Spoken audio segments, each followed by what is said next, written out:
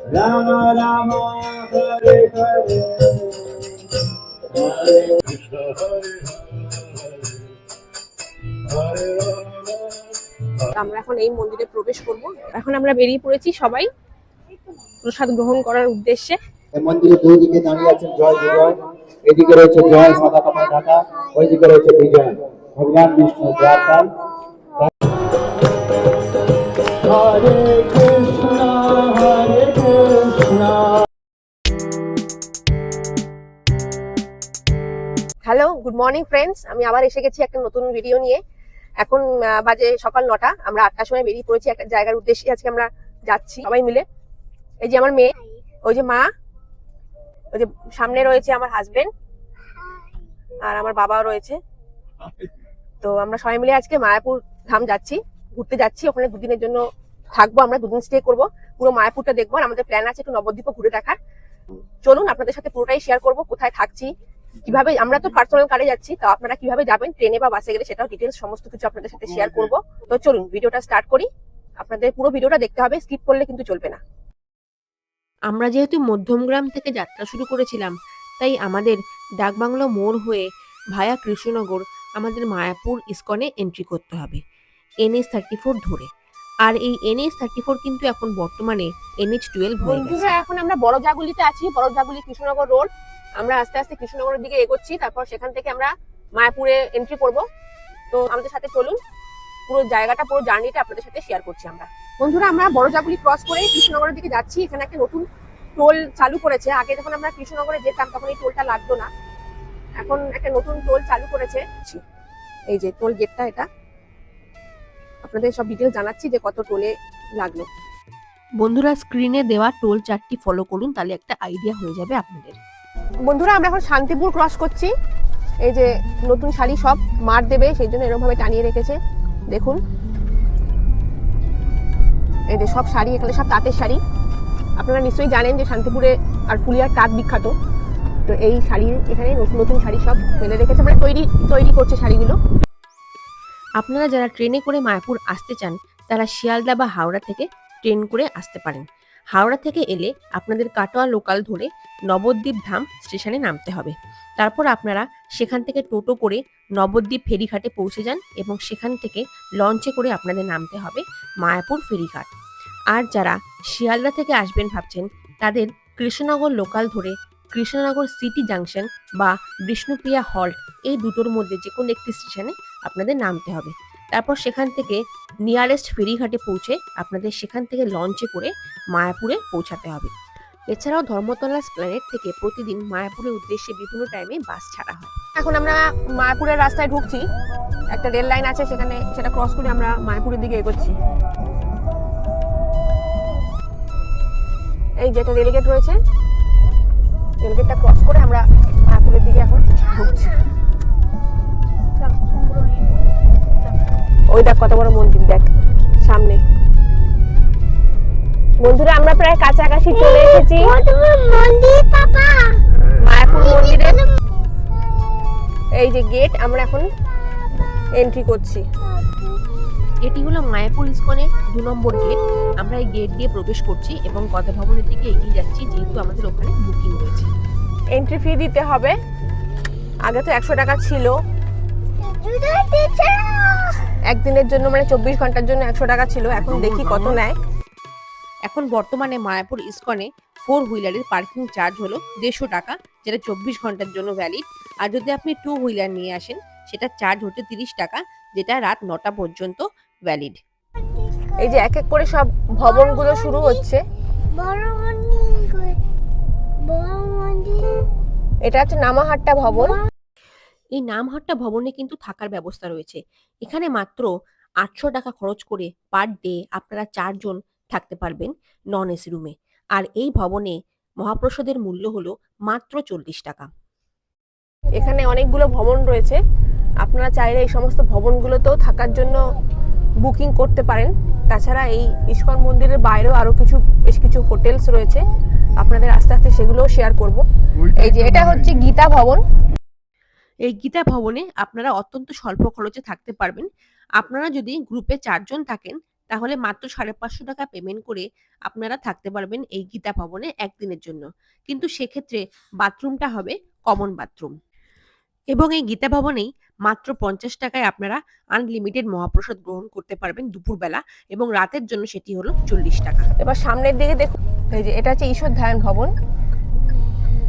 এই যে এখানে আজকে আমাদের মহাপ্রসাদ খাওয়ার প্ল্যানিং রয়েছে, ওই জন্য আমরা ঈশ্বর ধারাতে এখন গাড়ি পার্ক করছি।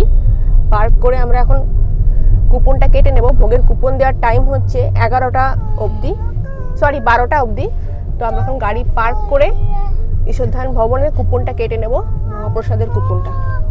কিন্তু আমাদের স্টে রয়েছে কিন্তু গদা ভবনে, আমরা কিন্তু স্টে করব গদা ভবনে 2 দিনের জন্য, সেটা আপনাদের দেখাবো।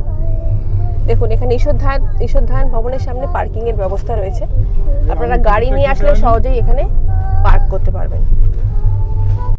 এই যে বন্ধুরা, এটা হচ্ছে ঈশ্বরধান ভবন। এখানেও খুব সুন্দর থাকার ব্যবস্থা রয়েছে।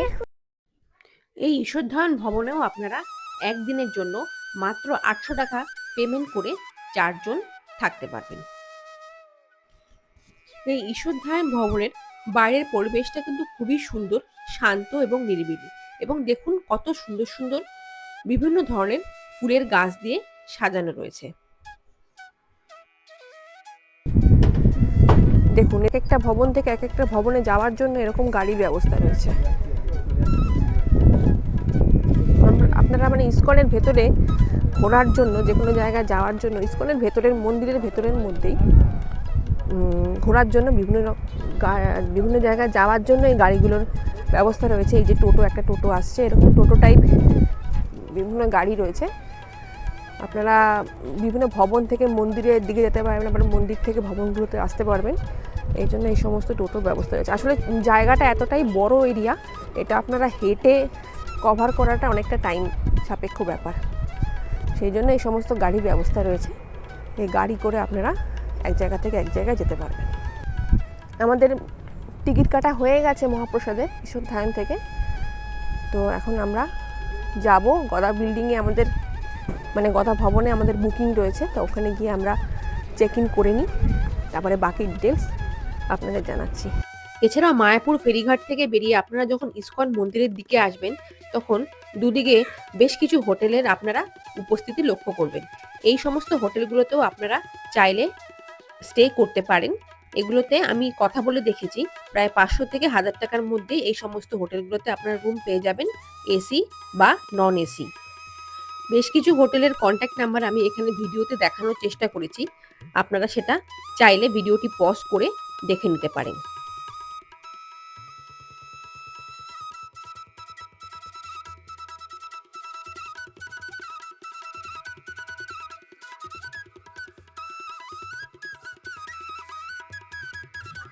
বন্ধুরা, এইটা হচ্ছে গদা ভবন গেস্ট হাউস, দেখতে পাচ্ছেন আপনারা। আর একটুখানি এগিয়ে এসে এই পাশেই রয়েছে এই যে পার্কিং, এটা হচ্ছে পার্কিং এরিয়া। এখানে আপনারা যারা পার্সোনাল গাড়ি নিয়ে আসবেন তারা এখানে গাড়ি পার্ক করতে পারবেন, গাড়ি পার্ক করে আপনারা ওই গদা ভবনের দিকে যেতে পারবেন।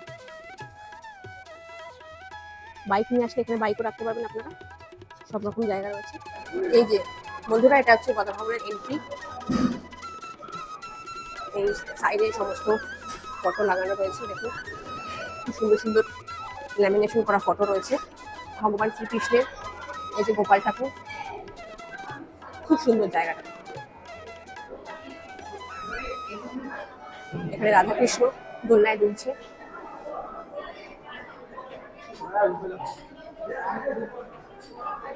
এই যে এখান দিয়ে এন্ট্রি করে এটা হচ্ছে রিসেপশন, ওদিকে রিসেপশন। এটি হলো গদা ভবনের রিসেপশন এরিয়া। এই গদা ভবনেও কিন্তু আপনারা মাত্র 650 টাকার বিনিময়ে 2 জন অ্যাডাল্ট এবং 1 জন বাচ্চা একটি রুমে থাকতে পারবেন। এই গদা ভবনে মহাপ্রসাদের মূল্য হলো 80 টাকা এবং 50 টাকা। এছাড়া স্পেশাল কিছু থালির ব্যবস্থা রয়েছে, যার মূল্য হলো 150 টাকা।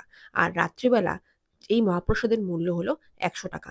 তো বিভিন্ন ধরনের কুপন সিস্টেম রয়েছে এখানে, আপনারা দেখে যেটা পছন্দ সেটা কাটতে পারেন। বন্ধুরা, আমরা এখন গদা ভবনে ঢুকে গেছি, আমরা রুমে চেক ইন করে নিয়েছি। এই যে সামনে দেখতে পাচ্ছেন বড় মন্দিরটা, এর ঠিক অপোজিটেই, এই যে সামনে এই বড় মন্দির, এর ঠিক অপোজিটেই আমাদের রুম।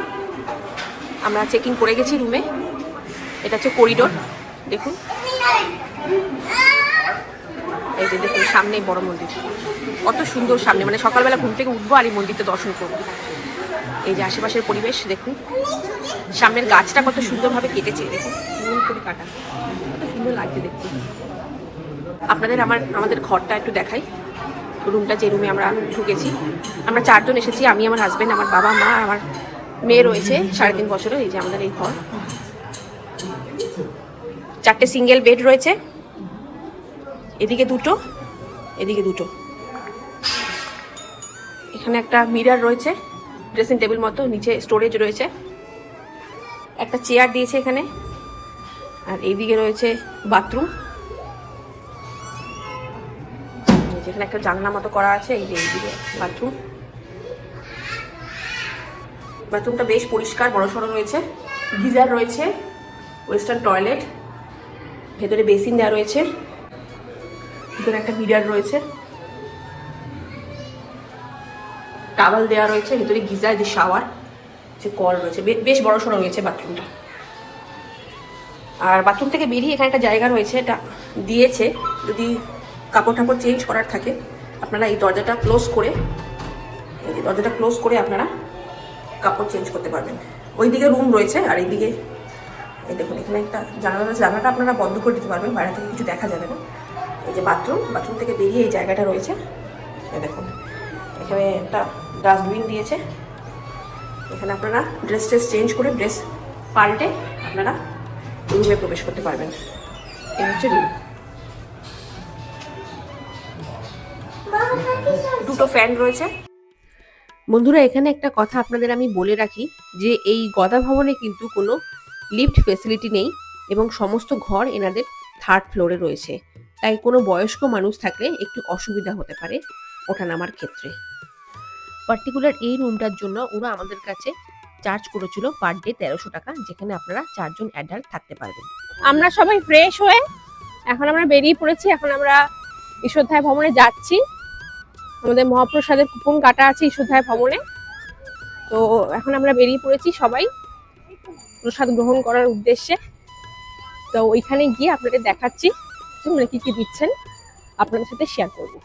এই যে এটা হচ্ছে আমাদের লাঞ্চের কুপন, 1টা থেকে টাইম, 1টা থেকে 2টো অবধি টাইম লাঞ্চ করার ঈশ্বরধায় ভবনে। এই ভবনে মহাপ্রসাদের মূল্য দিনের বেলা 150 টাকা, আর রাতের বেলা তার মূল্য হলো 100 টাকা। এর মধ্যে আপনারা আনলিমিটেড মহাপ্রসাদ গ্রহণ করতে পারবেন। ঈশ্বরধায়ন ভবনে পৌঁছে কিছুক্ষণ লাইন দিয়ে অপেক্ষা করার পর আমরা মহাপ্রসাদ খেতে ভেতরে প্রবেশ করলাম। এখন আপনারা দেখে নিন মহাপ্রসাদের থালিতে কি কি অপশন রয়েছে। বন্ধুরা, আমাদের মহাপ্রসাদ এসে গেছে, আমরা এখন প্রসাদ গ্রহণ করব। বিভিন্ন রকমের অপশন ওনারা দিয়েছেন, এখানে ভাত দিয়েছেন, ভাতে রুটি রয়েছে, 3 রকমের সবজি রয়েছে, পনির রয়েছে একটা, আর 2 রকমের, একটা হচ্ছে পটল আলুর সবজি, আরেকটা রয়েছে বাঁধাকপির তরকারি, ডাল রয়েছে, বেগুনি রয়েছে, স্যালাড রয়েছে, পায়েস রয়েছে, আর একটা গোলাপ জামুন আছে, মিষ্টি আছে। এই হচ্ছে পুরো থালিটা, এর দাম হচ্ছে 150। তো এটা হচ্ছে ঈশ্বরধায় ভবনের মহাপ্রসাদ। আমরা এখন প্রসাদ গ্রহণ করবো, তারপরে আপনাদের সাথে আবার কথা বলছি। ঈশ্বরধায় ভবনের বাইরেটায় একটা ছোট পন্ড মতো করা আছে, সেখানে কত রকম কালারফুল মাছ রয়েছে, এখানে বিভিন্ন কালারের মাছ রয়েছে, খুব সুন্দর লাগছে দেখতে। দেখুন, আপনারা ক্যামেরাতে দেখতে পাচ্ছেন, এখানে একটুখানি দেখুন, যে বিভিন্ন ধরনের মাছ রয়েছে, বেশিরভাগ অরেঞ্জ কালার, ইয়েলো কালারও আছে, খুব সুন্দর লাগছে। মানে এই ভবনটা খুব সুন্দর করে সাজানো বলতে হবে। এই যে এখানে গাছ, বাইরের দিকে অনেক ফুল গাছ রয়েছে, বাগান মতো করা রয়েছে। এই দেখুন, এই যে মাছগুলো এখন সামনে এসছে, কত সুন্দর দেখুন মাছগুলো। এরপর আমরা ইসকনের ভেতরে যে বড় মন্দিরটা রয়েছে, ভবিষ্যৎ মন্দির, সেটা দেখার উদ্দেশ্যে চলে গেলাম। এই যে বন্ধুরা, এটা হচ্ছে future wonder of the world, the largest Vedic temple in modern history. এই মন্দিরটা এখন আমরা ঘুরে দেখবো। আমাদের সাথে গাইড যাবেন, উনি ভিতরে সমস্ত কিছু দেখাবেন, কোথায় কি হবে ভবিষ্যতে সমস্ত আমাদের গাইড করে দেবেন। আমরা মানে ওই জন্যই গাইডের প্রেজেন্সটা খুবই প্রয়োজন, কারণ উনি না গেলে আমরা বুঝতে পারবো না এই মন্দিরে কোথায় কি হবে। তো গাইড আমাদের দেখাবেন মন্দিরটা পুরোটা ঘুরে আমরা একটু পরেই ফিরবো। এটি হলো সেই বড় মন্দিরের বাইরের সাইডটা। দেখুন বন্ধুরা, কি বিশালাকার এই মন্দির। 1972 সালে শ্রীলা প্রভুপাদ মাত্র 3 কাঠা জমির ওপরে মাটির ভজন কুঠির দিয়ে এই ইস্কন মন্দিরের সূচনা করেছিলেন এবং 2025 থেকে 26-এ এখন এই ইস্কনের টোটাল এরিয়া হলো 600 একর। 500 বছর আগে শ্রী চৈতন্য মহাপ্রভুর বড় ভাই ভগবান নিত্যানন্দ মায়াপুর পরিক্রমা করে এক ভবিষ্যৎবাণী করেছিলেন যে মায়াপুরে একসময় এই অদ্ভুত বিশালাকার মন্দির প্রতিষ্ঠা হবে, যেখানে শ্রী চৈতন্য মহাপ্রভু, রাধা মাধব, তার অষ্টসখী এবং নরসিংহ ভগবানের নিত্য পূজা হবে। এবং এই ভবিষ্যৎবাণীকেই সম্পূর্ণ করার জন্য শ্রীলা প্রভুপাদ বিশ্বের বিভিন্ন জায়গা থেকে ডোনেশন কালেক্ট করে এই মন্দির নির্মাণ কার্য শুরু করেন। এই মন্দির দিনে দুবার এখন সাধারণ ভক্তদের জন্য ওপেন করা হয়। একবার হলো দুপুর 12টা এবং আরেকবার হলো বিকাল 4:30। তো আপনাদের 50 টাকা দিয়ে একটা ডোনেশন কুপন কেটে এই মন্দিরের মধ্যে প্রবেশ করতে হবে। এরপর আমরা সবাই মিলে একে একে আমাদের গাইড প্রভুর কথার মতো এই মন্দিরের একদম টপ ফ্লোর মানে সেকেন্ড ফ্লোরে চলে গেলাম এবং সেখানে গিয়ে উনি এই মন্দিরের সম্বন্ধে একটা ধারণা আমাদের দিলেন। তারই একটি সংক্ষিপ্ত রূপ এখন আমি আপনাদের সাথে শেয়ার করব। জমি থেকে এই মন্দিরের টোটাল হাইট হলো 350 ফুট। মূল মন্দিরের ওপরে আছে প্রধান গম্বুজ এবং দুপাশে আছে মেইন গম্বুজ, আর মন্দিরের চারিদিকে আছে 8টি উপগম্বুজ। প্রধান গম্বুজের ওপরে একটি কলসি আছে। এই কলসির হাইট হলো 40 ফুট। এই কলসির উপরে একটি সুদর্শন চক্র আছে, যার হাইট হলো 20 ফুট। প্রধান গম্বুজের ওপরে রাশিয়ান গোল্ডেন টাইটেনিয়াম ইউজ করা হয়েছে। এটির বিশেষত্ব হলো এটাই যে এতে কোনোদিন মরচে বা কালো স্পট ধরবে না। এবং এই গম্বুজ হলো ওয়ার্ল্ডের সবথেকে বড় গম্বুজ। মন্দিরের বাইরের দেওয়ালে ভিয়েতনাম মার্বেল ইউজ করা হয়েছে। এই মার্বেলের প্রধান বিশেষত্ব হলো এটি গরমকালে মন্দিরের ভিতরটা ঠান্ডা রাখবে এবং শীতকালে বাইরের থেকে ভিতরে টেম্পারেচার বেশি থাকবে। মন্দিরের ভিতরে কাজ চলছে, তাই আপনাদের জুতো পরেই প্রবেশ করতে হবে। মন্দিরের গ্রাউন্ড ফ্লোরে তৈরি হবে অফিস এবং স্টোর রুম। ফার্স্ট ফ্লোরে তৈরি হবে ভগবানের রান্নাঘর এবং ড্রেস রুম। মন্দিরের ভিতরে যে সমস্ত সেবায়েত প্রভুরা রয়েছেন তাদের সবাইকে থাম্ব ইমপ্রেশন দিয়ে মন্দিরে প্রবেশ করতে হবে। সেবায়ত ব্রাহ্মণদের প্রবেশ করতে হবে মন্দিরের পিছনের গেট দিয়ে এবং ভক্তদের এন্ট্রি থাকবে মন্দিরের সামনের গেট দিয়ে। এই মন্দিরে টোটাল 14টা লিফট থাকবে, তার মধ্যে 2টো পুরোহিতরা ইউজ করবেন এবং বাকি 12টা সাধারণ মানুষের ইউজ করার জন্য থাকবে। মন্দিরের ভিতরে শুধুমাত্র এখন ভগবান নরসিংহ দেবের থাকার জায়গাটাই তৈরি হয়েছে এবং এর ভেতরে যে সমস্ত স্টোন ইউজ করা হয়েছে সেগুলো সমস্ত রাশিয়া, ফ্রান্স এবং ইতালি থেকে আনা হয়েছে। 2026-এর শেষের দিকে এই মন্দিরের ইনগরেশন হওয়ার কথা আছে। এটাই হলো মন্দিরের মূল হল, যেখানে হিন্দু সনাতনী ধর্মের সমস্ত দেবদেবীর জীবনী 3D শো এর মাধ্যমে প্রদর্শন করা হবে এবং চন্দ্রোদয় মন্দিরের যে সমস্ত দেবদেবী যারা এখন বিরাজ করছেন তাদের সকলকেই এই টিওপিপি মন্দিরে স্থাপন করা হবে। এই সেকেন্ড ফ্লোরে একদম বাঁদিকে যে গম্বুজটি দেখতে পাচ্ছেন তার ঠিক নিচে থাকবে গুরু আচার্য পরম্পরা দেবের মূর্তি এবং তার পাশে মানে মাঝের গম্বুজটিতে থাকবে পঞ্চতত্ত্ব গৌরনিতাই এবং একদম ডান দিকের যে গম্বুজটি দেখতে পাচ্ছেন তার নিচে থাকবে রাধাকৃষ্ণ এবং তার অষ্টসখীরা। এবং এই 3টে গম্বুজের একদম সামনের দিকে বসে থাকবেন ভক্তি বেদান্ত শ্রীলা প্রভুপাদ মহাশয়। এটি হলো এই মন্দিরের মূল প্রবেশদ্বার। ভক্তরা এখান থেকেই এই মন্দিরে প্রবেশ করবেন। এই মন্দিরের মূল দ্বারের দুপাশে থাকবে 2 দ্বাররক্ষী জয় ও বিজয় ভগবানের মূর্তি। এখন এই মন্দিরে যেহেতু কাজ চলছে তাই তাদের মূর্তি প্লাস্টিক দিয়ে ঢাকা রয়েছে। আপনারা নিচে নেমে গিয়ে ওখানে দর্শন করতে পারবেন।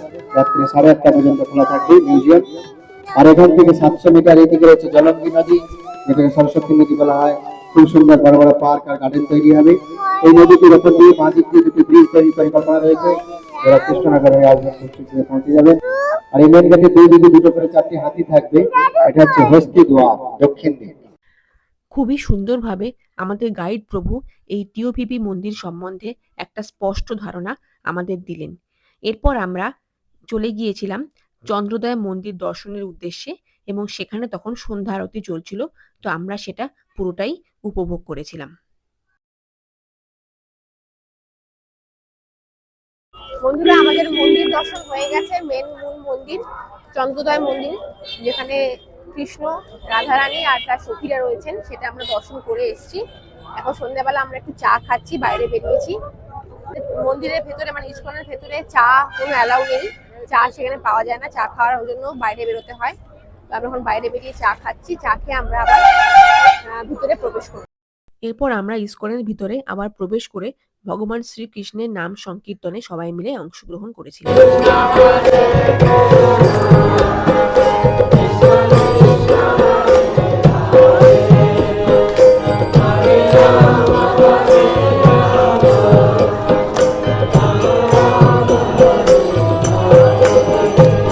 হরে কৃষ্ণ হরে কৃষ্ণ কৃষ্ণ কৃষ্ণ হরে হরে হরে রাম রাম রাম রাম হরে হরে। এরপর আমরা গদা ভবনে ফিরে এসে রাতের ডিনার মানে মহাপ্রসাদ খেয়ে নিলাম। এখানকার প্রসাদাম কাউন্টার থেকে আমরা 100 টাকা করে কুপন কিনেছিলাম রাতের জন্য। রাতে আমাদের প্রসাদের থালিতে এই আইটেমগুলো ছিল। দেখুন, এখানে রয়েছে বেগুনি, রয়েছে রুটি, রয়েছে মিষ্টি, একটা ডাল রয়েছে, ঘুগনি আছে, আর এটা মনে হচ্ছে ওটা মিক্সড ভেজ কিছু রয়েছে, মিক্সড সবজি, আর এটা একটা ভাজা রয়েছে, আলু আর পটলের ভাজা রয়েছে একটা। এই হচ্ছে অপশন। বাবা ভাত রুটি আর মিশিয়ে নিয়েছে, আর বাকি আমরা সবাই রুটি নিয়েছি। 100 টাকার এই মহাপ্রসাদের থালি ছিল আনলিমিটেড, মানে আপনারা যদি আবার নিতে চান, যে আইটেম চাইবেন সেটাই আপনারা আবার পেয়ে যাবেন। বন্ধুরা, আমাদের ডিনার কমপ্লিট হয়ে গেছে। খুবই ঠান্ডা পড়েছে বাইরে, ঠান্ডা দিন পড়ছে, ওই জন্য টুপি সোয়েটার সমস্ত পরে আমরা বসে নিয়েছি। তো আজকে এখন আমরা শুয়ে পড়বো। আবার কালকের দিনটা আমাদের মায়াপুরে থাকার প্ল্যান রয়েছে, মায়াপুরে থাকবো, আর দিনটা আমরা চেক আউট করবো ওখান থেকে, আমরা নবদ্বীপটা সেদিন ঘুরতে যাবো। তো আজকে অনেক টায়ার্ড, আমরা সকালবেলা এসেছি গাড়ি করে। তো এখন 10টা মতন বাজে রাত। আমরা এখন গিয়ে ঘুরে গিয়ে শুয়ে পড়বো, ঘুমিয়ে পড়বো। তো কাল সকালে আবার মায়াপুরটা ঘুরে দেখবো, ভেতরে ইস্কনটা একটু দেখার খুব ইচ্ছা আছে, পুরোটা একবার ঘুরে দেখবো। আজকে পুরোটা ঘুরতে পারিনি, মোটামুটি ঘুরেছি। তো কালকে আবার ঘুরবো বাকিটা। আর বাইরে কিছু দর্শনীয় স্থান আছে, কিছু মন্দির রয়েছে, সেগুলোতে যাওয়ার ইচ্ছা রয়েছে। তো যদি যাই আপনাদের সাথে অবশ্যই শেয়ার করবো। আর আজকের ভিডিওটা আমি এখানেই শেষ করলাম। কালকের যা পার্ট রয়েছে, মানে কালকে আমরা কী কী দেখবো সেগুলো আমি নেক্সট একটা ব্লগে শেয়ার করবো। তো আজকের জন্য টাটা, আবার দেখা হচ্ছে নতুন একটি দিনে নতুন একটি ব্লগে।